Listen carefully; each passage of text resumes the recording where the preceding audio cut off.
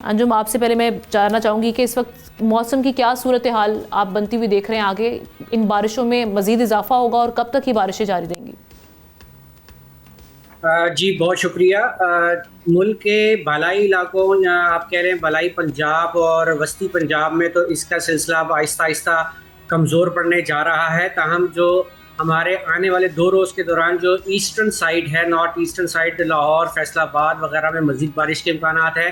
تاہم اب ایک مغربی ہواؤں کا سلسلہ جو ہے ملک کے انتہائی بالائی علاقوں کو متاثر کر رہا ہے، جس کے تحت آنے والے 2 روز کے دوران چترال، جی بی کے اکثر علاقوں میں، جبکہ اپر کے پی کے میں جو ہے مزید بارشوں کے امکانات ہیں، اور اس دوران چند مقامات پر شدید بارش بھی ہو سکتی ہے، جس سے جو کے پی کے انتہائی شمالی علاقے جیسے چترال اور کا علاقے، یہاں پر لینڈ سلائڈنگ بھی ہو سکتی ہے۔ لائک وائز جی بی میں جو ہے وہ بارش کے ساتھ ساتھ جو ہے گلاف کے ایونٹ بھی ہو سکتے ہیں۔ اور سندھ کی کیا صورتحال رہے گی؟ خصوصی طور پہ اگر ہم کراچی کی بات کریں، یہاں پر کیا معاملات رہیں گے؟